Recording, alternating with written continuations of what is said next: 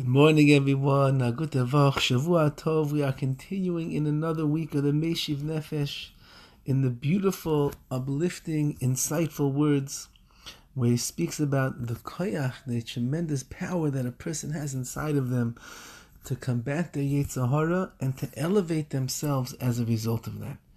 And he brings today from Tzadok HaKoyin the following: Mishi yesh lo tshuka gedola l'tayvus haguf. A person who has a strong, burning desire for the physical desires of his body, don't get depressed and don't get sad and start thinking to yourself, ugh, what a low life I am. I have a cheshik, I have desire for these things. I think about these things. We know perhaps that today one of the greatest taivas, one of the greatest desires that is luring away so many people is the internet.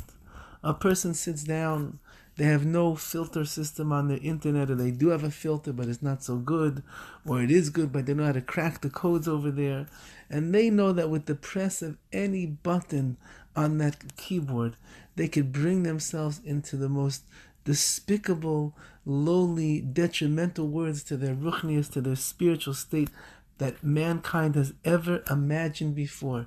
Nothing has ever been in the power of our fingertips the way that it is in this generation. And the way in which internet works, if you speak to the specialists, it is perhaps one of the most physically addictive desires that is out there in the world today. A person has dopamines in their brain and it runs through, and when a person sees the screen, when they get tantalized by the excitement and the desire that is there on that screen, it feeds the dopamines inside of a person's brain, and it makes them more active and makes them crave more activity in order to be satisfied. And that's why people are on their phones all day long. And that's why we check our phones even when there is no message alert. And that's why we go and look at our email box even when we don't think that we have any emails.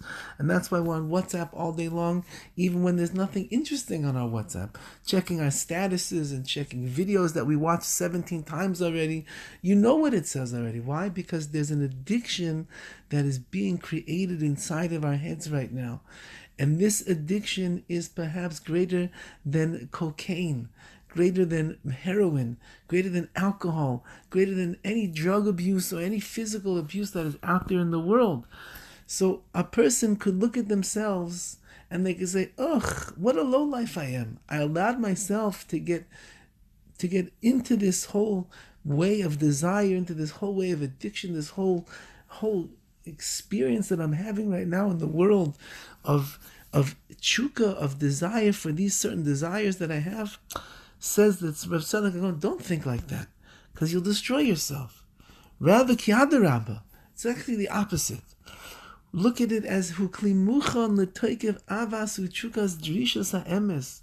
You should look at this lowly taiva desire that you have as the vessel that is prepared for you to grab on to the tremendous ahava, love, and desire for seeking out the emes, the truth. Do you know how hard you're going to have to work right now to put a filter on your phone?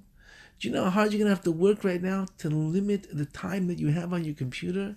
Do you know how hard you're going to have to work right now to break free of the shackles and the chains that are chaining down your desire of all the different drives that are on there on that screen that you're looking at? What's going to be the driving force behind that? Because you want emes in your life. You want truth. You want Shechina in your life. You want a Kodesh Baruch Hu in your life. You want to be pure. You want to have goodness. You want to have Kedusha and Tahara, purity and sanctity in your life. So do you realize that this taiva, this Yetzer Hara that you are battling with, that itself is going to cause you and push you to be able to express from the deepest place in your heart how much you really love HaKadosh Baruch Hu, how much you truly crave His emes, and you want to be close to Him. So the negative ends up bringing forth the most positive display of our levels of Avodas Hashem. Like we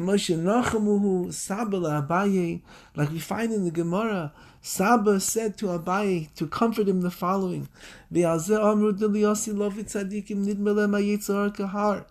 the future, when Mashiach will come and everybody will see the emes, the truth clearly, the Yetzer Hara is going to look like a mountain to the tzaddikim, to the righteous, u'rishoyim, and to the wicked, kichut hasar, like a hair's breadth. How could it be? The same Yetzer Hara, the same evil inclination. To tzaddikim it's like a mountain, and to the rishoyim it's going to be like a hair's breadth.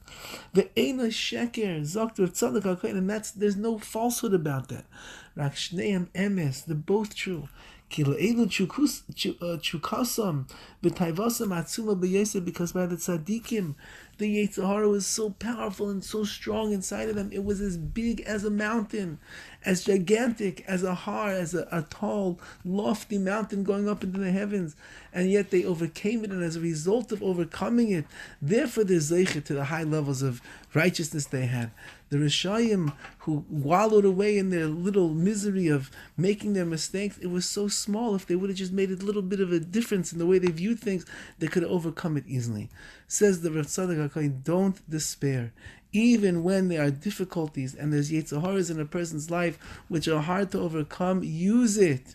Use it to grow and to climb and to get greater in your avodas Hashem, and in that way you'll realize you have the emes, you have the truth, you have the love of Hashem, and you have the simcha of Ivdu es Hashem b'simcha, that you can serve HaKadosh Baruch with happiness and joy all of the days of your life. Wishing everybody a wonderful day, a Shavua Tov, a good week, a good Tavach, a week with strength. A strength to see the Yetzer Hara for what it is, overcome it on high levels, and bring ourselves closer to Hashem. All the best.